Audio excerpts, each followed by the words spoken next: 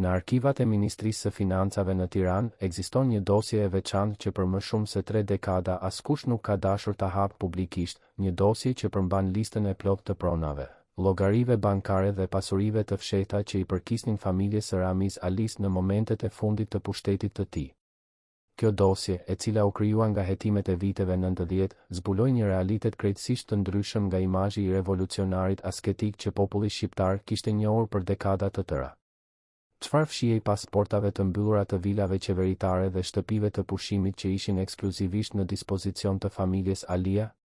Si ishte e mundur që një njeri i cili pretendonte se jetonte me rrogën modeste të një funksionari partie, të kishte akses në pasuri që shumica e shqiptarëve nuk mund t'i imagjinonin as në ëndrat e tyre më të çmendura? Dhe pyetja më shqetësuese nga të gjitha mbetet pa përgjigje edhe sot e kësaj dite, ku shkuan të gjitha ato para, prona dhe vlera materiale pas rënies së regjimit, dhe pse askush nuk arrit kurrë të gjurmojë plotësisht rrugën e tyre.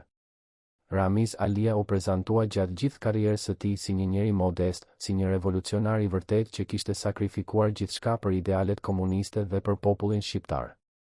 Propaganda e regjimit e kishte ndërtuar me kujdes imazhin e tij si një intelektual të thjeshtë, si një njeri që lexonte libra dhe shkruante artikuj, duke jetuar larg lluksit dhe stërmundimit material. Por realiteti ishte krejtësisht i ndryshëm dhe dokumentet që dolën në dritë pas rënies së diktaturës treguan një pamje që do të shokonte çdokën që e kishte besuar propagandën zyrtare. Për të kuptuar se si Ramiz Alia arriti të ndërtojë një perandori të fshehtë pasurie, duhet të kthehemi pas në kohë dhe të shohim sistemin e privilegjeve që ekzistonte brenda elitës së Partisë së Punës.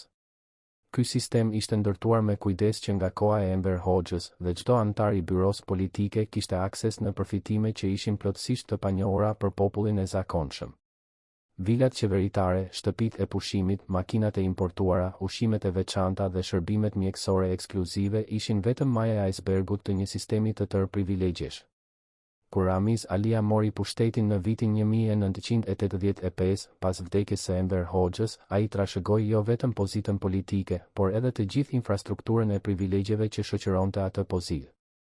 Dokumentet e deklasifikuara tregojnë se familja Alia kishte në dispozicion të paktën 3 prona të mëdha në zonat më ekskluzive të Tiranës dhe të Bregdetit, pa llogaritur shtëpitë e pushimit dhe vilat qeveritare që përdoreshin rregullisht. Por ajo që është më interesante nuk është vetëm numri i pronave, por mënyra se si këto prona u transferuan dhe u fshehen kur regjimi filloi të shembej. Çfarë ndodhi me të gjitha këto pasuri në momentet kaotike të tranzicionit? Kush i ndihmoi familjes Alia të sigurojë pasuritë e tyre kur sistemi po shkatërrohej rreth tyre? Dhe pse hetimet zyrtare nuk arritën kurrë të zbardhin plotësisht këtë çështje? Në fillim të viteve 90, kur Shqipëria po kalonte nëpër transformimin më dramatik në historinë e saj moderne, pak njerëz po i kushtonin vëmendje pyetjes së thjeshtë por thelbësore se ku po shkonin paratë e vjetra të regjimit. Të gjithë ishin të fokusuar në ndryshimet politike, në zgjedhjet e parapluraliste, në hapjen e kufive dhe në ëndrat për një të ardhme më të mirë.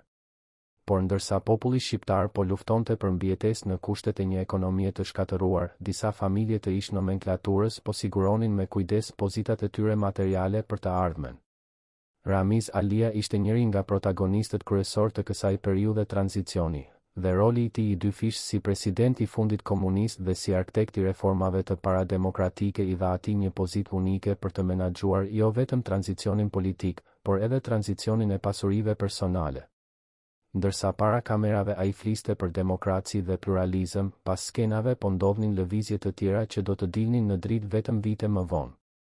Ish punonësit e administratës qeveritare të asaj kohe, disa prej të cilëve kanë folur vetëm në kushte anonimiteti, rrëfejnë se në muajt e fundit të vitit 1990 dhe në fillim të vitit 1991 pati një aktivitet të pazakont në lidhje me transferimin e pronave dhe dokumentacionin e pasurive. Dosjet po lëvizin, çelësat e magazinave po ndërronin duar dhe disa prona që ishin regjistruar në emër të shtetit pa pritmas po gjenin pronar të rinj. Por a ishte Ramiz Alia i vetmi që përfitoi nga kjo periudhë kaotike? Sigurisht që jo, por pozita e tij si kreu i shtetit e bënte situatën e tij veçanërisht interesante dhe problematike. Si mund të justifikojë që njeriu i cili kishte qenë në majë të piramidës së pushtetit për dekada, të mos kishte përfituar materialisht nga ajo pozitë? Dhe nëse kishte përfituar, ku ishin dëshmitë konkrete? Përgjigjet filluan të dalin në dritë kur prokuroria shqiptare filloi hetimet e paraserioze kundër ish udhëheqësve të regjimit në mesin e viteve 90. Ramiz Alia u akuzua për shpërdorim detyre dhe përfitim të palishëm, dhe për herë të parë dokumentet zyrtare filluan të zbulonin detaje që propaganda kishte fshehur me kujdes. Një nga çështjet më interesante që doli gjatë hetimeve ishte ajo e vilës familjare në zonën e bllokut të Tiranës, zona ekskluzive ku jetonin të gjithë udhëheqësit e lartë të regjimit.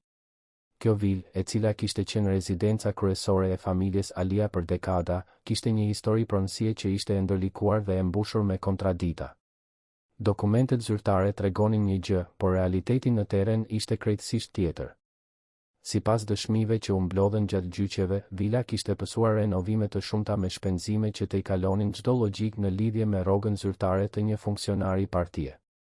Materialet e ndërtimit ishin importuar nga jashtë, mobiljet ishin bërë me porosi nga mjeshtra të specializuar dhe sistemi i ngrohjes dhe i ujit ishte i një standardi që nuk ekzistonte as në hotelet më të mira të Tiranës së asaj kohe. Si mund të shpjegojë e gjithë kjo? Mbrojtja e Ramiz Alis argumentoi se të gjitha këto ishin përfitime të pozitës zyrtare dhe jo pasuri personale, por kjo linjë mbrojtjeje ngriti një pyetje tjetër edhe më të rëndësishme. Ku ishte kufiri ndërmjet përfitimeve të pozitës dhe korrupsionit të hapur? Në një sistem ku çdo gjë i përkiste shtetit, por shteti kontrollohej nga një grup i vogël njerëzish, koncepti i pronës private dhe pronës publike ishte bërë krejtësisht i turbull. Hetuesit zbuluan gjithashtu se familja Alia kishte pasur akses në një shtëpi pushimi në Bregdet, në zonën e Durrësit, e cila ishte e pajisur me lukse që shumica e shqiptarëve nuk i kishin parë kurrë. Kjo shtëpi, e cila zyrtarisht i përkiste shtetit, ishte përdorur ekskluzivisht nga familja Alia për dekada, dhe kur regjimi ra, prona u bë objekti një betejë ligjore që do të zgjaste me vite. Por ajo që ishte edhe më interesante ishin dëshmitë e ish shërbëtorëve dhe punonjësve që kishin punuar në këto prona. Ata rrëfyen për një jetë që ishte në kontrast të plot me imazhin e revolucionarit modest, për darkatra me ushqime të importuara kur populli po bënte radhë për bukë, për rrobat e bëra me porosi nga rroba qepës të veçantë kur shumica e shqiptarëve vishnin të njëjtat rroba për vite me radhë. Një ish kuzhinier që kishte punuar në rezidencën e familjes Alia për më shumë se 10 vjet, rrëfeu në një intervistë të rrallë se menyja e familjes nuk kishte asnjë lidhje me atë që konsumonte populli i zakonshëm. Mishi, peshku i freskët, frutat dhe perimet jashtë sezonit, djathra të importuara dhe ëmbëlsira të sofistikuara ishin pjesë e përditshme e tryezës familjare. Ndërsa shqiptarët e zakonshëm po luftonin me racionimin e ushqimeve dhe mungesat kronike, familja e kreut të shtetit jetonte në një bollëk që do të ishte i pabesueshëm edhe për standardet e vendeve perëndimore.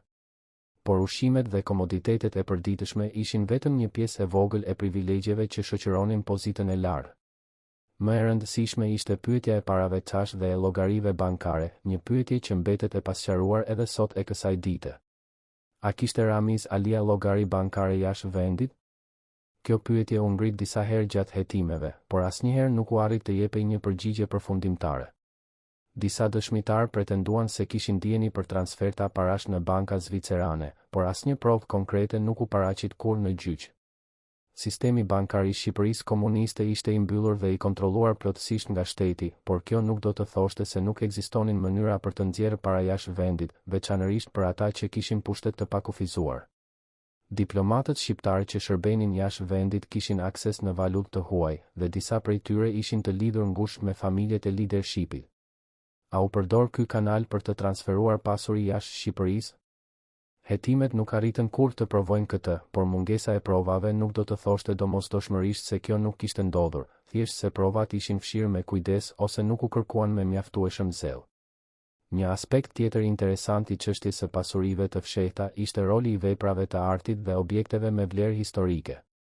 Familjet e nomenklaturës kishin akses në koleksione private që përfshinin piktura të rralla, objekte antike dhe libra të vlefshëm që ishin konfiskuar nga familjet e pasura para dhe gjatë instalimit të regjimit komunist. Ku përfunduan këto objekte me vlerë? Disa u kthyen në muzeumet e shtetit pas rënies së regjimit, por shumica mbeten të pallogaritura. Gjyqi i Ramiz Alis në vitin 1994 ishte momenti kur shumë nga këto pyetje u ngritën publikisht për herë të parë, por procesi gjyqësor nuk arrit të jepte përgjigje të plota. Alia u dënua me 9 vjet burg për shpërdorim detyre dhe krime kundër njerëzimit, por pjesa e akuzave që lidhej me pasuritë dhe përfitimet materiale mbeti e turbull. Avokatët e mbrojtjes argumentuan se Ramiz Alia kishte jetuar brenda kufive të përfitimeve zyrtare dhe se ai nuk kishte pasuri personale jashtë asaj që i takonte sipas sistemit. Por kjo mbrojtje injorojnte faktin se vetë sistemi ishte i korruptuar në thelb dhe se përfitimet zyrtare ishin në vetvete një formë e korrupsionit të institucionalizuar. A ishte Ramiz Alia më i korruptuar se paraardhësi i tij Enver Hoxha, ose thjesht ishte ai që u kap sepse sistemi ra? Kjo pyetje ka ngjallur debate të shumta ndër vite dhe përgjigjja ndoshta qëndron diku në mes. Sistemi i privilegjeve ishte ndërtuar shumë para kohës së Alis dhe ai thjesht e trashëgoi dhe e vazhdoi, por kjo nuk e lironte nga përgjegjësia për përfitimet që kishte marrë. Pas lirimit nga burgu, Ramiz Alia jetoi disa vite të tjera në Tiranë, në një gjendje që ishte larg lluksit të dikurshëm, por që nuk ishte as varfëria e njeriut të zakonshëm shqiptar. Si arrit ai të ruante një standard jetese relativisht të rehatshëm kur zyrtarisht nuk kishte as pension të denjë as burime të tjera të ardhurash? Kjo pyetje e fundit na çon tek misteri më i madh i të gjithë kësaj historie. Çfarë ndodhi me paratë që familja Alia kishte akumuluar gjatë dekadave në pushtet? A u shpenzuan, a u fshehen, ose a u transferuan tek gjeneratat e ardhshme? Përgjigjet e plota ndoshta nuk do t'i dim kurrë, por faktet që kemi janë të mjaftueshme për të kuptuar se miti i revolucionarit asketik ishte pikërisht kjo, një mit i krijuar nga propaganda për të legjitimuar pushtetin e një elite që jetonte në një botë krejtësisht të ndryshme nga populli që pretendonte se përfaqësonte. Le të shohim tani më në detaje se si funksiononte sistemi i privilegjeve brenda nomenklaturës komuniste shqiptare, sepse pa këtë kuptim nuk mund të vlerësojmë plotësisht dimensionet e pasurive të fshehta. Sistemi ishte ndërtuar si një piramid ku çdo nivel kishte akses në një gamë të caktuar përfitimesh, dhe ata që ishin në maj kishin akses pothuajse të pakufizuar në çdo gjë që vendi mund të ofronte. Byroja politike, organi më i lartë vendimmarrës i Partisë së Punës, ishte niveli suprem i kësaj piramide privilegjesh.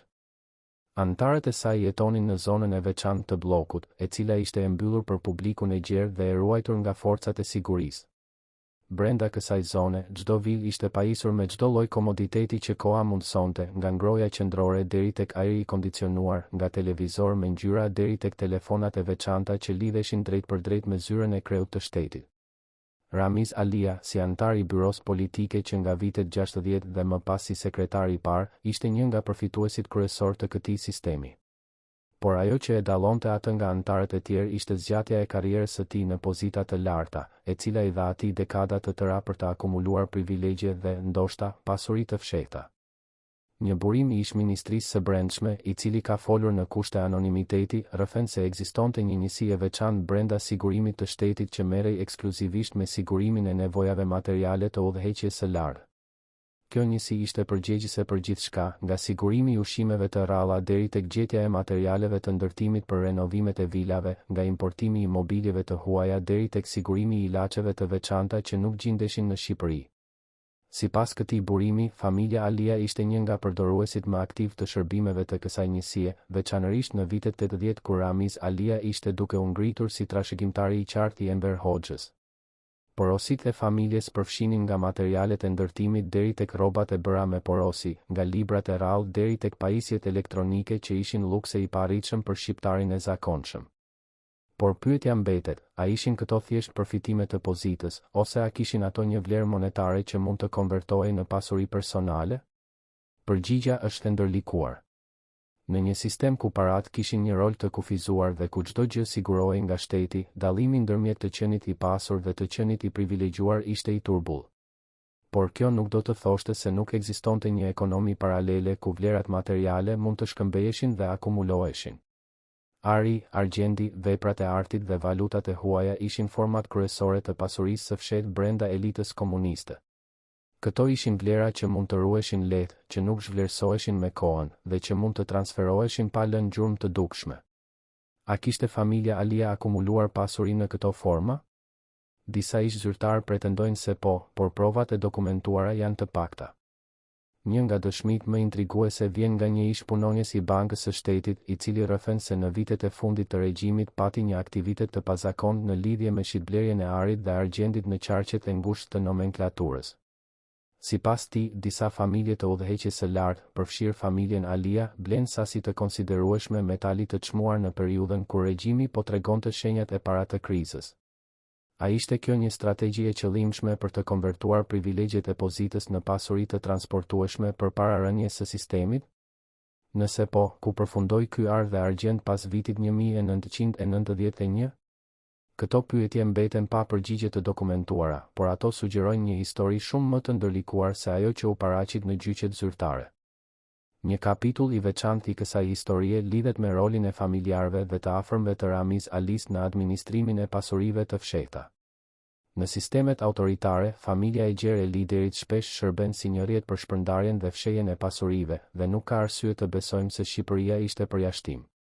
Sipas disa burimeve, disa antar të familjes së gjerë Alia patën përparime të shpejta në karrierë gjatë periudhës kur Ramiz ishte në pushtet, duke fituar akses në pozita që u mundësonin përfitime të konsiderueshme materiale.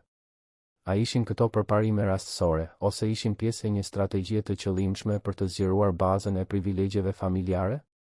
Dokumentet e kohës sugjerojnë të dytën, por provat e plota mbeten të vështira për t'u verifikuar. Kur regjimi ra në vitin 1991, shumë nga këta familjar u gjendën në pozita strategjike për të menaxhuar tranzicionin e pasurive. Disa prej tyre filluan biznese private në vitet e para të tranzicionit, duke përdorur lidhjet dhe resurset që kishin akumuluar gjatë periudhës komuniste. A ishin këto biznese të financuara me para të fshehta nga periudha e regjimit? Kjo pyetje u ngrit disa herë në media, por asnjëherë nuk u hetua sistematikisht. Një aspekt tjetër I rëndësishëm lidhet me arkivat dhe dokumentet që mund të zbulonin të vërtetën e plotë për pasuritë e familjes Alia. Çfarë ndodhi me këto arkiva në momentet kaotike të tranzicionit? A u shkatëruan qëllimisht, ose thjesht u humbën në kaos? Dëshmitarët e kohës rrëfejnë se në ditët dhe javët pas rënies së regjimit, pati një aktivitet intensiv në arkivat e shtetit dhe në zyrat e institucioneve qeveritare. Dosje po digjeshin, dokumente po zhdukeshin, dhe shumë prova që mund të kishin qenë vendimtare për hetimet e ardhshme po fshieshin përgjithmonë. A ishin dokumentet që lidhnin me pasuritë e familjes Alia ndër ato që u shkatëruan? Disa ish arkivist pretendojnë se po, duke rrëfyer se patën urdhëra të drejtë për të eliminuar çdo dosje që lidhej me përfitimet materiale të udhëheqjes së lartë. Por të tjerë argumentojnë se këto dokumente thjesht nuk ekzistuan kurrë, sepse sistemi ishte ndërtuar në mënyrë të tillë që të mos linte gjurmë të shkruara të privilegjeve. E vërteta ndoshta qëndron diku në mes, por ajo që është e sigurt është se mungesa e dokumentacionit e ka bërë pothuajse të pamundur rekonstruksionin e plotë të historisë së pasurive të familjes Alia. Kjo mungesë nuk është rastësore, ajo është rezultat I një sistemi që ishte ndërtuar mbi sekret dhe që u shkatërua në mënyra që siguronin vazhdimsinë e këtij sekreti edhe pas rënies. Por le të kthehemi tek pyetja qendrore, a ishte Ramiz Alia veçanërisht I korruptuar, ose ishte ai thjesht një përfaqësues tipik I një sistemi ku korrupsioni ishte institucionalizuar? Për t'u përgjigjur kësaj pyetjeje, duhet të krahasojmë situatën e tij me atë të udhëheqësve të tjerë të vendeve socialiste që përjetuan tranzicione të ngjashme. Në Rumani, familja Ceausescu kishte akumuluar pasuri të jashtëzakonshme që dolën në dritë pas rënies së regjimit, përfshirë koleksione arti, argjendari dhe valuta të huaja me vlerë milionash dollarësh. Në Bullgari, familja e Todor Zhivkov ishte e njohur për jetën e lukshme që kontrastonte me propagandën e barazisë socialiste. A ishte situata në Shqipëri e ngjashme? Disa analistë argumentojnë se Shqipëria, për shkak të izolimit të saj ekstrem dhe varfërisë së përgjithshme të vendit, ofronte më pak mundësi për akumulimin e pasurive të mëdha se sa vendet e tjera socialiste. Por të tjerë theksojnë se pikërisht ky izolim krijoi një hendek edhe më të madh ndërmjet elitës dhe popullit, dhe se privilegjet e nomenklaturës shqiptare ishin proporcionalisht më të mëdha se sa në vendet ku standardi I përgjithshëm I jetesës ishte më I lartë. Ramiz Alia, sipas kësaj analize, ishte ndër më të privilegjuarit e një vendi që ishte ndër më të varfrit në Europë, gjë që e bënte kontrastin ndërmjet tij dhe popullit edhe më dramatik. Ndërsa shumica e shqiptarëve jetonin në kushte që ishin të krahasueshme me vendet më të pazhvilluar të botës, familja Alia kishte akses në standarde që ishin të krahasueshme me klasën e mesme të vendeve perëndimore. Por përtej krahasimeve, fakti mbetet se sistemi shqiptar ishte unik në brutalitetin dhe gjithëpërfshirshmërinë e tij, dhe se kjo e bënte çdo formë korrupsioni edhe më të rëndë moralisht.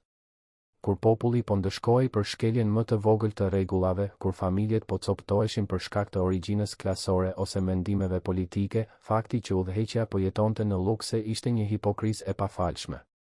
Ramiz Alia, si njeri që kishte qenë pjesë e këtij sistemi për dekada, nuk mund të pretendonte se nuk e dinte çfarë po ndodhte. Ai ishte jo vetëm përfitues, por edhe arkitekt i propagandës që mbulonte realitetin e privilegjeve me retorikën e barazisë socialiste. Kjo përgjegjësi dyfishe e bën çështjen e pasurive të tij jo vetëm një pyetje ligjore, por edhe një pyetje morale të thellë. Kur ai doli para gjykatës në vitet 90, mbrojtja e tij u fokusua në aspektet teknike të akuzave, duke shmangur pyetjet më të gjera për natyrën e sistemit që kishte përfaqësuar. Por për shumicën e shqiptarëve që kishin vuajtur në atë sistem, pyetja nuk ishte vetëm nëse Alia kishte shkelur ligjin ose jo, por nëse ai kishte të drejtë morale të jetonte në lukse ndërsa të tjerët po vuanin. Përgjigjja e kësaj pyetjeje ishte e qartë për shumicën, dhe pikërisht kjo ishte arsyeja pse zemërimi ndaj ish udhëheqësve ishte kaq i thellë në vitet e para të tranzicionit.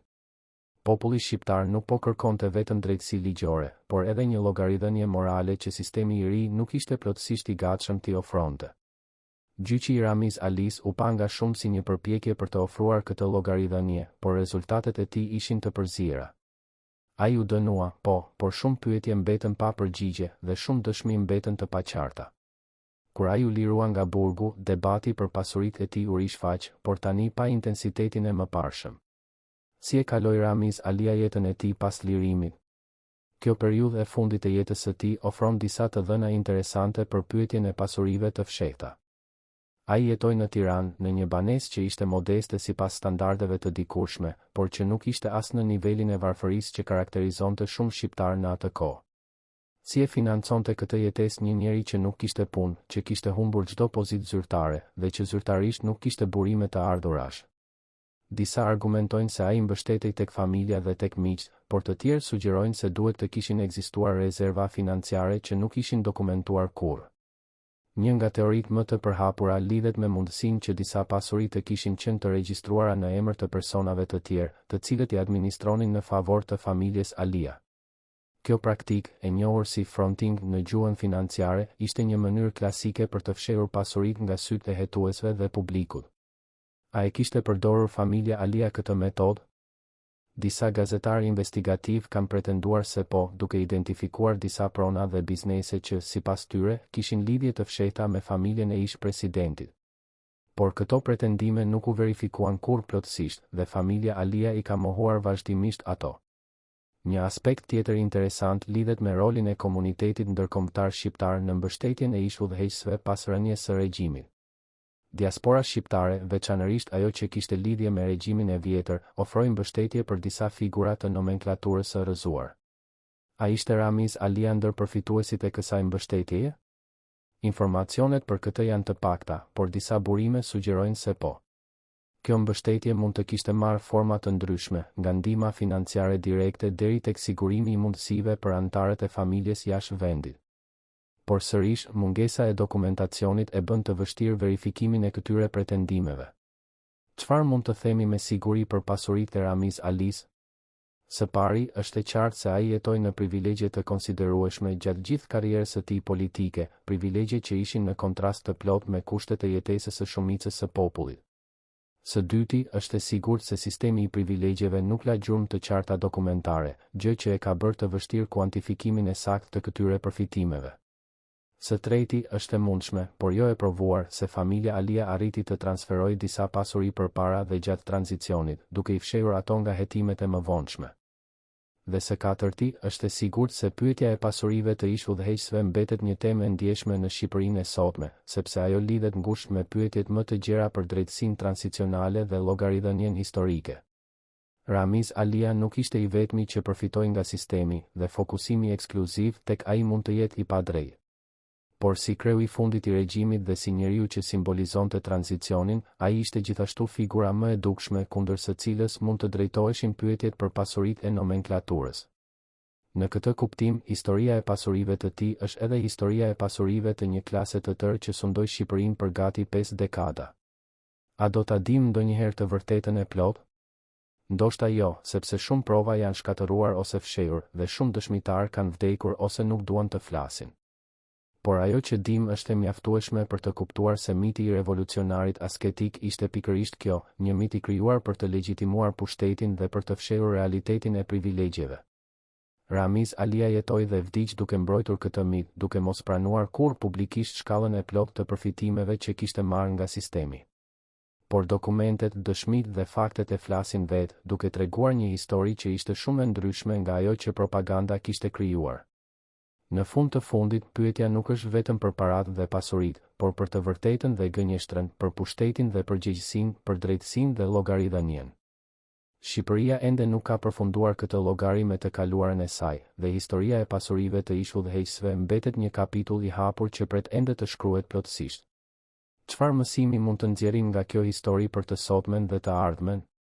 A janë mekanizmat e kontrollit dhe transparencës mjaftueshëm të forta për të parandaluar përsëritjen e sistemeve të privilegjeve të fshehta? Dhe a ka vullnetin shoqëria shqiptare për të kërkuar të vërtetën e plot për të kaluarën, edhe kur kjo e vërtet është e dhimbshme dhe e vështirë? Këto pyetje mbeten të hapura, ashtu si mbetet i hapur misteri i pasurive të fshehta të Ramiz Alis dhe i gjithë nomenklaturës që ai përfaqësonte. Por ajo që është e sigurt është se pa u përgjigjur këtyre pyetjeve, Shqipëria nuk mund të pretendojë se ka mbyllur llogaritë me të kaluarën e saj. Le të shohim tani më në thellësi disa nga dosjet specifike që u hapën gjatë hetimeve të viteve 90 dhe që ofruan pamje të rralla në jetën e fshehtë të familjes Alia. Këto dosje, të cilat u përdorën si prova në gjyqet e kohës, zbuluan detaje që ishin shokuese për publikun shqiptar, i cili për dekada të tëra kishte besuar propagandën zyrtare për modestinë e udhëheqjes.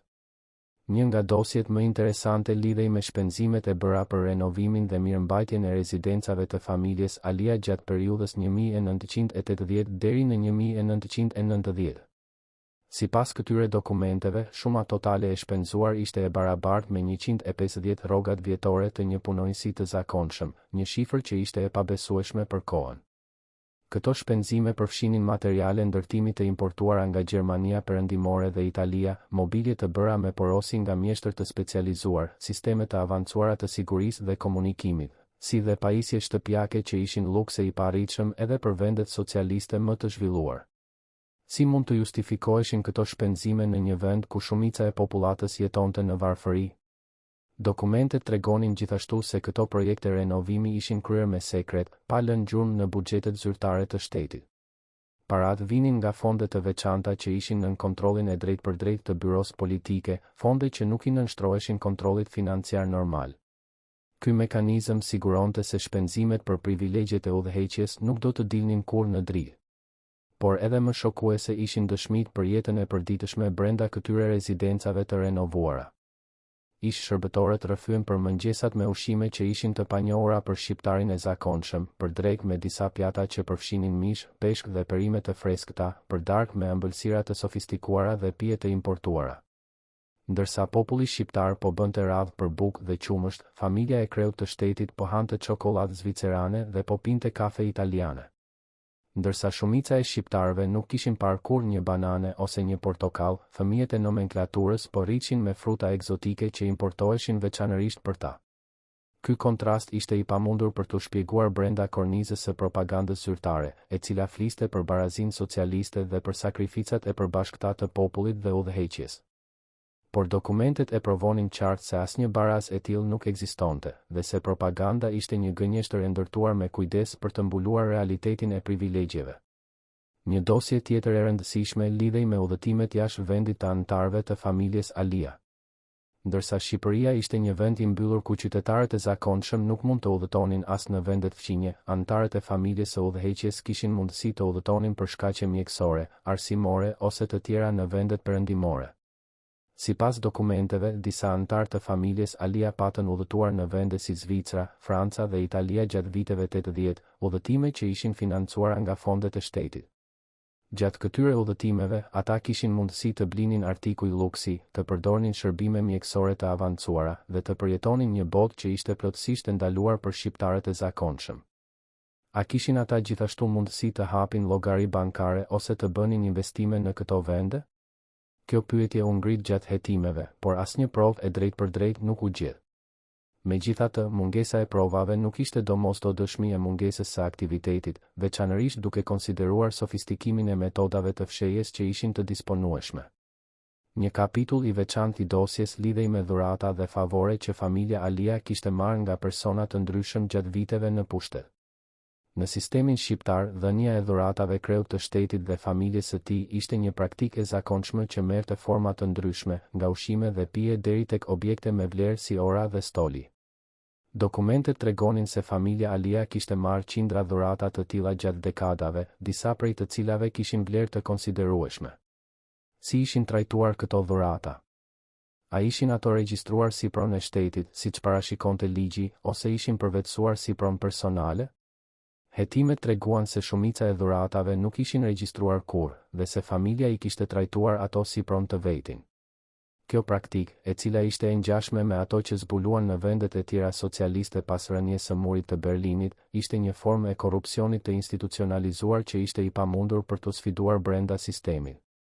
Por çfarë ndodhi me këto dhurata pas rënies së regjimit?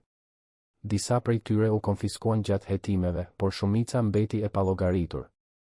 A u shitën, a u fshehen, ose a u transferuan tek persona të tjerë? Këto pyetje mbeten pa përgjigje edhe sot, duke shtuar në misterin e përgjithshëm të pasurive të fshehta.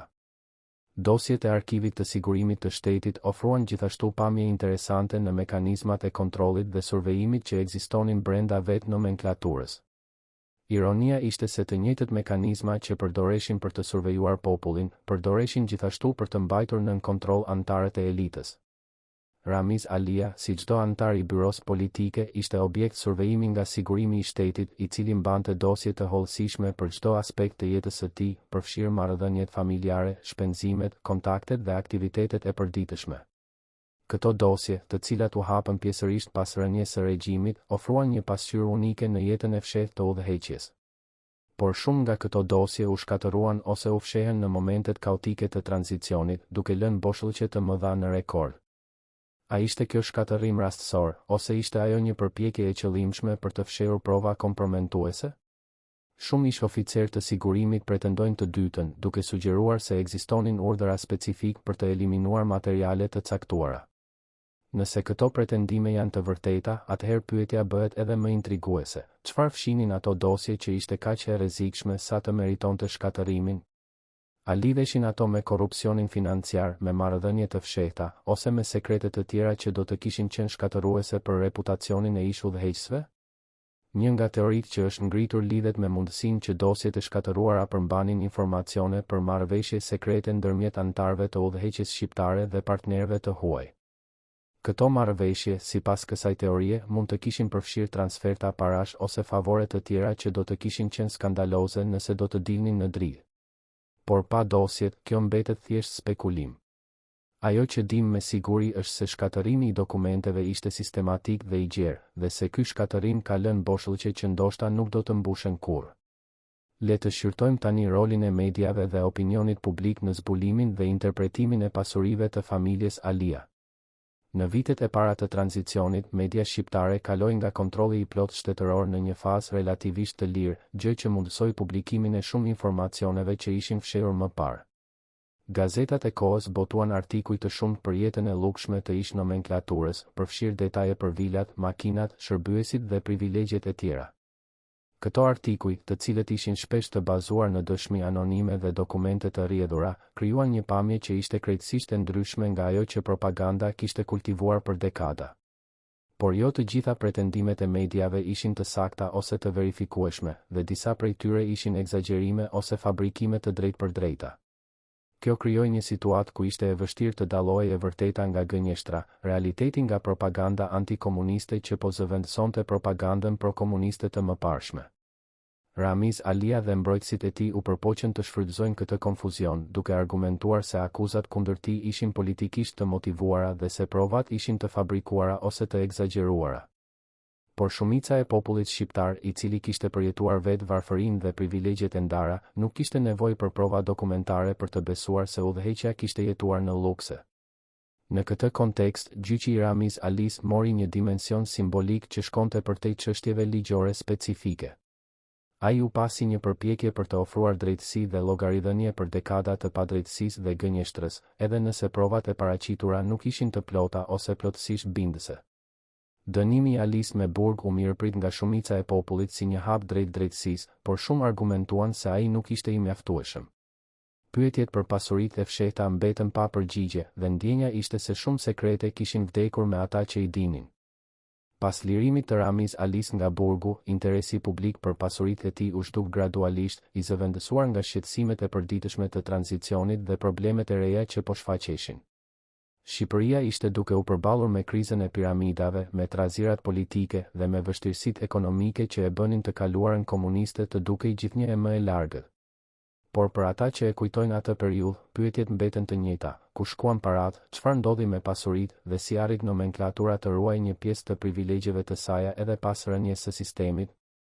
Këto pyetje nuk janë vetëm historike, ato kanë implikime për të kuptuarit e Shqipërisë së sotme dhe të marrëdhënieve të ndërlikuara ndërmjet së kaluarës dhe së tashmes.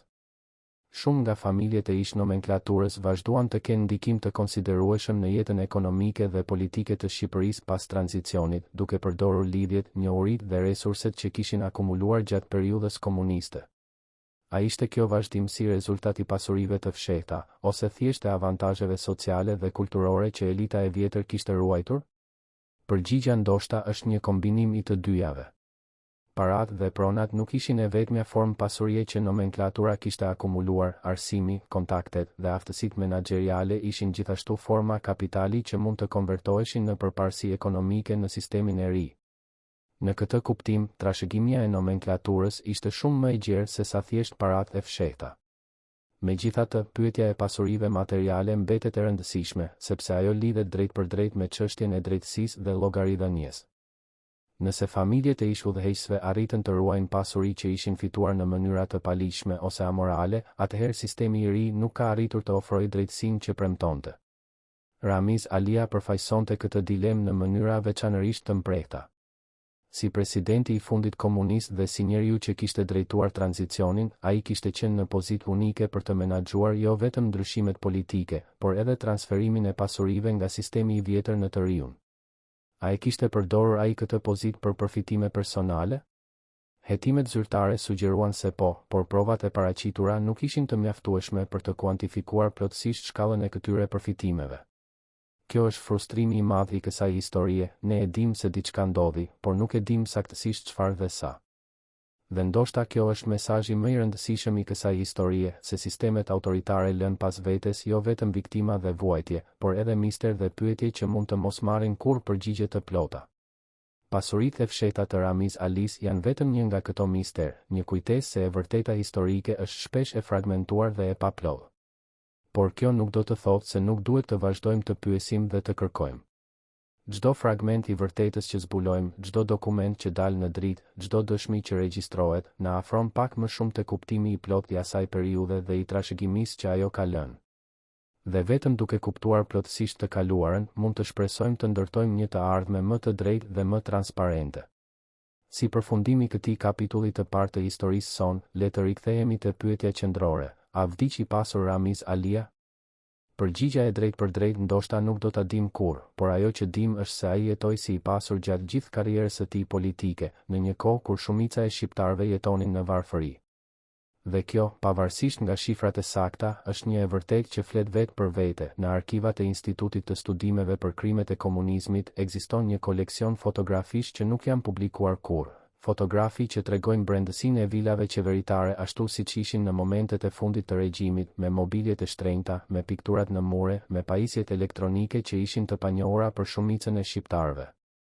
Këto fotografi u bën nga hetuesit në fillim të viteve 90 si pjesë e dokumentacionit për gjyqet që do të vinin, por shumica e tyre nuk u përdorën kurrë si prova dhe mbetën të harruara në sirtarët e arkivave. Çfarë tregojnë këto imazhe për jetën e vërtetë të familjes Alia dhe të nomenklaturës së lartë? Pse u vendos që ato të mos publikoheshin dhe kush mori këtë vendim? A kishte frikë se pamjet e luksit do të provokonin reagime të dhunshme nga një popull që sapo kishte dalë nga dekada varfërie dhe privacioni? Fotografitë që kanë dalë në dritë tregojnë një realitet që ishte në kontrast të plot me propagandën e barazisë socialiste. Sallone të gjera me tavanet e larta, dysheme parketi të importuara, llambadar kristali që vareshin mbi tryeza të mëdha druri, koltuk lëkure që ishin bërë me porosin nga punëtoritë e specializuara të shtetit. Në mure vareshin piktura origjinale nga artistët më të njohur shqiptar, vepra që zyrtarisht I përkisnin koleksioneve shtetërore, por që në praktik ishin në përdorim ekskluziv të familjeve të udhëheqjes. Kuzhinat e këtyre vilave ishin pajisur me frigorifere të mëdhenj që ishin të mbushur me ushqime që nuk gjindeshin në dyqanet e zakonshme, me ngrirëse që ruanin mish dhe peshk për muaj të tërë, me fura elektrike që mundësonin gatimin e çdo lloj ushqimi. Banjot kishin ujë të ngrohtë 24 orë në ditë, një lukse që ishte I paimagjinueshëm për shumicën e shqiptarëve që duhej të ngrohnin ujin në tenxhere, dhe kishin pllaka qeramike të importuara që shkëlqenin si pasqyra. Por ndoshta më shokuese ishin dhomat e fëmijëve, të cilat ishin mbushur me lodra të importuara nga vendet perëndimore, me libra me ilustrime që nuk botoheshin në Shqipëri, me rroba që ishin qepur veçanërisht për ta nga rrobaçepësit e shtetit. Ndërsa fëmijët e zakonshëm shqiptar luanin me lodra të bëra në shtëpi ose me gur dhe shkopin, fëmijët e nomenklaturës kishin akses në një botë që ishte plotësisht të ndryshme. Si mund të justifikoj ky kontrast brenda një sistemi që pretendonte se kishte eliminuar pabarazinë klasore dhe që fliste vazhdimisht për sakrificat e përbashkëta të popullit dhe udhëheqjes? Përgjigja ishte e thjeshtë por brutale, sistemi bazohej në gënjeshtër dhe gënjeshtra mbahej gjallë përmes kontrollit të plotë të informacionit dhe ndëshkimit të ashpër të çdo kujt që guxonte ta sfidonte. Ramiz Alia ishte njëri nga arkitektët kryesor të kësaj gënjeshtre, jo vetëm si përfitues I privilegjeve, por edhe si përgjegjës I propagandës së partisë për një periudhë të gjatë të karrierës së tij. Ai e dinte më mirë se kushdo se si të ndërtohej dhe të mbahej një narrativ herreme, dhe ai e përdori këtë dijeni për të mbrojtur jo vetëm sistemin, por edhe pozitën e tij brenda tij. Dokumentet e deklasifikuara tregojnë se Alia kishte qenë veçanërisht aktiv në formulimin e mesazheve propagandistike që flisnin për modestinë e udhëheqjes dhe për sakrificat që ajo bënte për popullin. Ironia ishte se këto mesazhe shkruheshin në zyra të rehatshme, ndërsa jashtë dritareve populli po vuante pasojat e politikave që po justifikoheshin me këtë propagandë. Por le të kthehemi tek çështja e pasurive konkrete dhe të shohim se çfarë ndodhi me to në periudhën e tranzicionit. Kjo periudhë, nga fundi I vitit 1990 deri në fillim të vitit 1992, ishte një kohë kaotike kur rregullat e vjetra po shembeshin dhe rregullat e reja nuk ishin vendosur ende. Në këtë vakum ligjor dhe institucional, shumë gjëra ndodhen që nuk u dokumentuan kurrë zyrtarisht. Pronat ndëruan duar, dokumentet u zhdukën ose u falsifikuan, dhe ata që kishin pushtet ose lidhje arritën të siguronin pozitat e tyre materiale përpara se sistemi I ri të konsolidohej. Familja Alia, me pozitën e saj unike në majë të piramidës së pushtetit, ishte në gjendje ideale për të përfituar nga ky kaos. Dëshmitarët e kohës rrëfejnë se në muajt e fundit të vitit 1990, kur ishte bërë e qartë se regjimi po shembej, pati një aktivitet të pazakontë në zyrat e administratës shtetërore që merreshin me pronat dhe pasuritë. Dosjet po lëviznin nga njëra zyrë në tjetrën, vulat po viheshin në dokumente që nuk ishin kontrolluar siç duhej, dhe disa prona që ishin regjistruar si pronë shtetërore pa pritmas po gjenin pronar privat. A ishte familja Alia ndër përfituesit e këtyre lëvizjeve? Disa ish zyrtarë pretendojnë se po, duke rrëfyer se kishin parë dokumente që transferonin prona në emra të personave që ishin të lidhur me familjen e presidentit. Por këto pretendime nuk u verifikuan kurrë plotësisht, dhe shumë nga dokumentet që mund të kishin shërbyer si prova u zhdukën në kaosin e tranzicionit. Një nga çështjet më intriguese lidhet me fatin e koleksioneve të artit dhe objekteve me vlerë që ishin në përdorim të familjes Alia. Këto koleksione, të cilat përfshinin piktura, skulptura, objekte antike dhe libra të rrallë, kishin një vlerë të konsiderueshme që shkonte përtej çmimit të tyre monetar. Ato ishin dëshmi e një kulture dhe historie që regjimi kishte pretenduar se po e ruante për popullin, por që në realitet ishte në përdorim ekskluziv të elitës. Çfarë ndodhi me këto objekte pas rënies së regjimit? Disa u kthyen në muzeumet dhe bibliotekat shtetërore, por shumica mbeti e pallogaritur.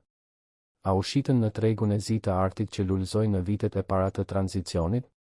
A u nxorën jashtë vendit përmes kanaleve diplomatike ose kontrabandës? A janë ende sot në duart e pasardhësve të familjeve që I kishin përdorur? Këto pyetje mbeten pa përgjigje, por ato sugjerojnë një dimension të pasurive të fshehta që shkon përtej paraveçash dhe pronave të paluajtshme. Vlerat kulturore dhe artistike që ishin akumuluar nga nomenklatura përfaqësonin një pasuri që ishte e vështirë për të gjurmuar dhe e lehtë për të fshehur. Një aspekt tjetër i rëndësishëm i historisë së pasurive lidhet me rolin e sistemit bankar dhe financiar në periudhën e tranzicionit. Shqipëria komuniste kishte një sistem bankar primitiv dhe plotësisht të kontrolluar nga shteti, por kjo nuk do të thoshte se nuk ekzistonin mënyra për të akumuluar dhe transferuar vlera. Valuta e huaj ishte njëra nga format më të çmuara të pasurisë në Shqipërinë e asaj kohe, dhe ata që kishin akses në të ishin në avantazh të madh kur sistemi ndryshoi. Diplomatët, tregtarët e jashtëm dhe zyrtarët e lartë që udhëtonin jashtë vendit kishin mundësi të akumulonin valutë që mund të përdorej më vonë për të blerë prona ose për të filluar biznese. A kishte familja Alia akumuluar valutë të huaj gjatë dekadave në pushtet? Disa burime sugjerojnë se po, duke treguar për udhëtime jashtë vendit ku anëtarët e familjes kishin bërë blerje të konsiderueshme ose kishin hapur llogari në banka të huaja. Por provat e drejtpërdrejta për këto pretendime janë të pakta dhe shumica e tyre bazohen në dëshmi gojore që janë të vështira për të verifikuar. Sistemi i ri bankar që u krijua pas rënies së komunizmit ofroi mundësi të reja për fshehjen dhe transferimin e pasurive. Bankat private që u hapën në vitet 90 nuk kishin kapacitetin ose vullnetin për të kontrolluar origjinën e fondeve që depozitoheshin, dhe kjo krijoi një mjedis ideal për pastrimin e parave që vinin nga periudha e mëparshme. A përfituan familjet e ish nomenklaturës nga ky mjedis? Shumë analistë besojnë se po, duke argumentuar se një pjesë e konsiderueshme e kapitalit që u investua në ekonominë shqiptare në vitet e para të tranzicionit kishte origjinë të dyshim. Por pa hetime sistematike dhe pa akses në dokumentacionin bankar, këto mbeten spekulime që janë të vështira për t'u provuar. Kriza e piramidave të vitit 1997 ofroi një mundësi unike për të parë se si parat lëviznin në ekonominë shqiptare të asaj kohe. Skemat piramidale që shkatëruan kursimet e miliona shqiptarëve tërhoqën investime nga të gjitha shtresat e shoqërisë, përfshirë edhe ata që kishin pasuri me origjinë të dyshim. A investuan familjet e ish nomenklaturës në këto skema? Disa burime sugjerojnë se po, dhe se disa prej tyre arritën të tërhiqnin fondet e tyre përpara se skemat të shembeshin. Nëse kjo është e vërtet, atëherë kriza e piramidave mund të ketë shërbyer si një mekanizëm për të transferuar pasuri nga masat e gjera tek një elitë e ngushtë që dinte se si të manovronte në ujërat e turbullta të tranzicionit. Por le të kthehemi tek figura e Ramiz Alis dhe të shohim se si ai e menaxhoi personalisht tranzicionin e pasurive të tij. Sipas dëshmive të kohës, Alia ishte një njeri i kujdesshëm dhe i llogaritur, i cili nuk bënte lëvizje të nxituara ose të papërgjegjshme.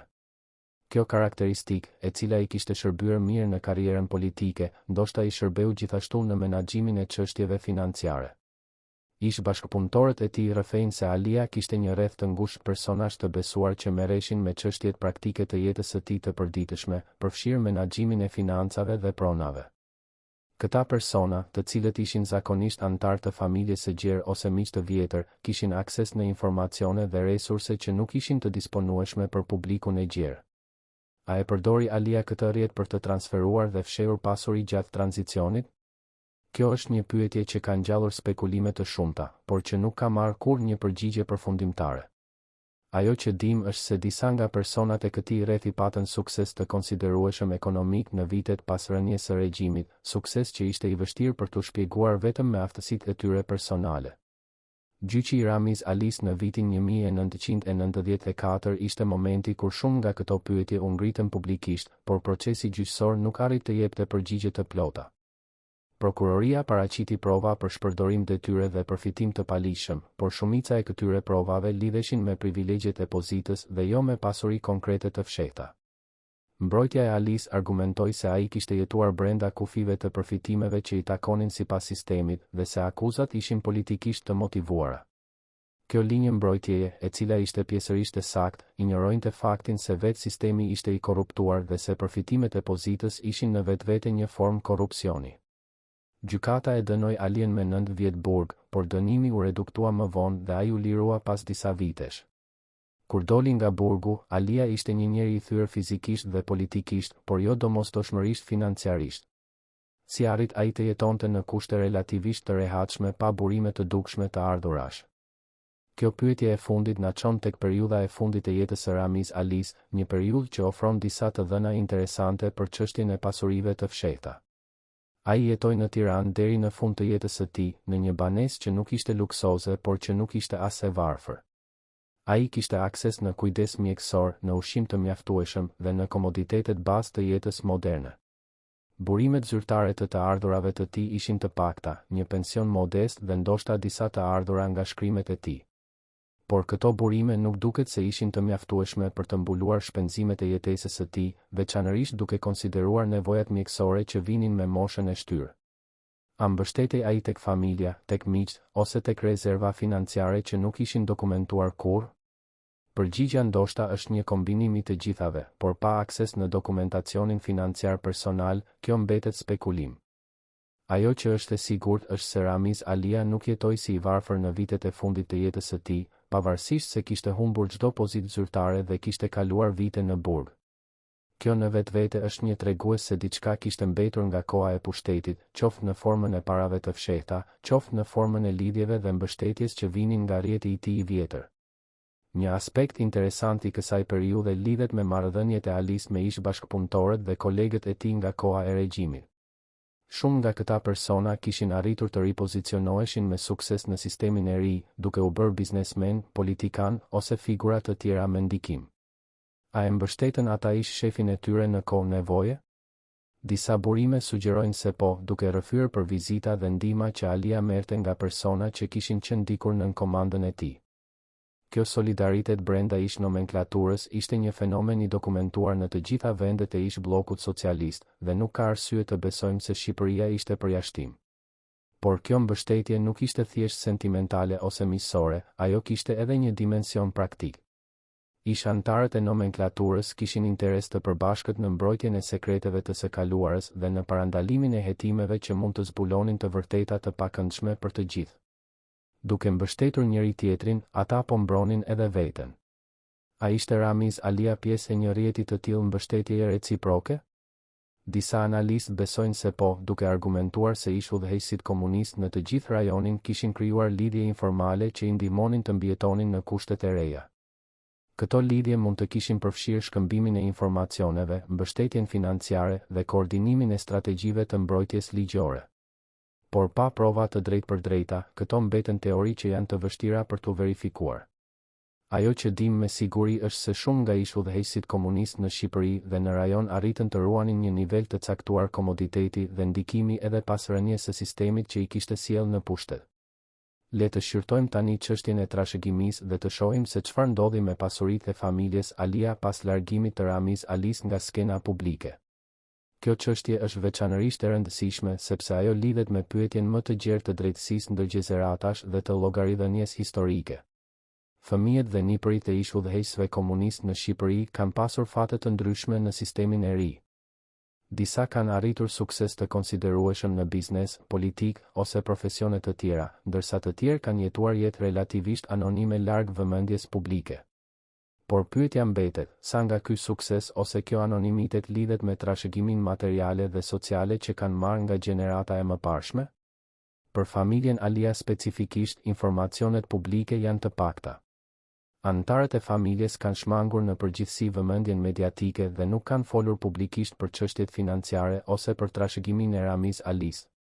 Kjo heshtje mund të interpretohet në mënyra të ndryshme, si një përpjekje për të mbrojtur privatësinë, si një strategji për të shmangur pyetjet e pakëndshme, ose si një tregues se ka diçka për të fshehur. Gazetarët investigativ që kanë provuar të hetojnë këtë çështje kanë hasur në vështirësi të konsiderueshme. Dokumentet janë të pakta ose të parritshme, burimet janë të pakta dhe shpesh të friksuara të flasin, dhe familja ka qenë e mbyllur ndaj çdo përpjekjeje për të mbledhur informacione. Kjo mungesë transparence ka ushqyer spekulimet dhe teoritë konspirative, por nuk ka ofruar përgjigje të qarta. Një nga pyetjet më intriguese lidhet me pronat e paluajtshme që ishin në përdorim të familjes Alia gjatë periudhës komuniste. Çfarë ndodhi me vilën në blok, me shtëpinë e pushimit në Bregdet, me pronat e tjera që ishin pjesë e jetës së tyre të përditshme? A u kthyen ato në pronësi shtetërore, a u privatizuan në favor të familjes, ose a patën një fat tjetër? Dokumentet e privatizimit të pronave në Shqipëri janë një burim potencialisht i vlefshëm informacioni, por ato janë shpesh të paplota ose të vështira për të aksesuar. Disa gazetarë kanë pretenduar se kanë gjetur prova që disa prona të ish nomenklaturës u privatizuan në kushte të favorshme për familjet që i kishin përdorur, por këto pretendime nuk janë verifikuar plotësisht. Për familjen Alia specifikisht, situata duket se ka qenë ndërlikuar. Vila kryesore në blok u kthye në pronësi shtetërore dhe u përdor për qëllime të tjera, por fati i pronave, një dimension tjetër i rëndësishëm i kësaj historie lidhet me rolin e memories kolektive dhe të narrativave publike në formësimin e të kuptuarit ton për pasuritë e ish nomenklaturës. Si e kujton shoqëria shqiptare këtë periudhë dhe si ndikon kjo kujtesë në qëndrimet ndaj çështjeve të drejtësisë dhe llogaridhënies? Në vitet e para të tranzicionit, zemërimi ndaj ish udhëheqësve ishte i fortë dhe i gjerë. Populli shqiptar, i cili sapo kishte zbuluar shkallën e gënjeshtrave dhe privilegjeve të regjimit, kërkonte drejtësi dhe llogaridhënie. Gjyqet e ish udhëheqësve u ndoqën me interes të madh dhe dënimet u mirëpritën si hapa drejt drejtësisë. Por me kalimin e kohës, ky zemërim u zhduk gradualisht, i zëvendësuar nga shqetësimet e përditshme të jetës në një shoqëri në tranzicion. Gjeneratat e reja, të cilat nuk e kishin përjetuar personalisht regjimin komunist, kishin më pak interes për çështjet e së kaluarës dhe më shumë fokus në të ardhmen. Kjo ndryshim i qëndrimeve ka bërë që pyetjet për pasuritë e ish nomenklaturës të humbasin urgjencën që kishin ndikur. Por a do të thotë kjo se këto pyetje nuk janë më të rëndësishme? Shumë historianë dhe analistë argumentojnë se jo, se llogaridhënia me të kaluarën është një proces që nuk përfundon kurrë plotësisht dhe se çdo gjenerat ka përgjegjësinë të rishqyrtojë dhe të rivlerësojë trashëgiminë e periudhave të mëparshme. Për Shqipërinë, kjo do të thotë se pyetjet për pasuritë e Ramiz Alis dhe të ish nomenklaturës në përgjithësi mbeten relevante edhe sot, jo vetëm si çështje historike, por edhe si çështje që lidhen me drejtësinë, transparencën dhe llogaridhënien në shoqërinë e sotme. Nëse ne nuk arrijmë të kuptojmë plotësisht se si pasuria u akumulua dhe u transferua në të kaluarën, si mund të jemi të sigurt se po parandalojmë fenomene të ngjashme në të tashmen?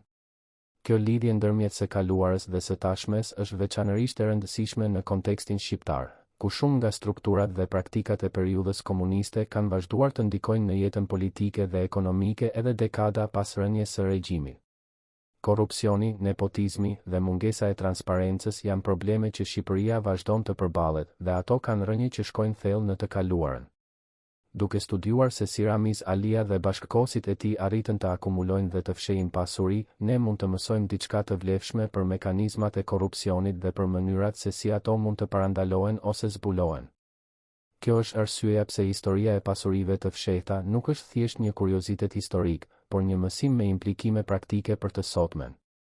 Por çfarë mësimesh konkrete mund të nxjerrim nga kjo histori?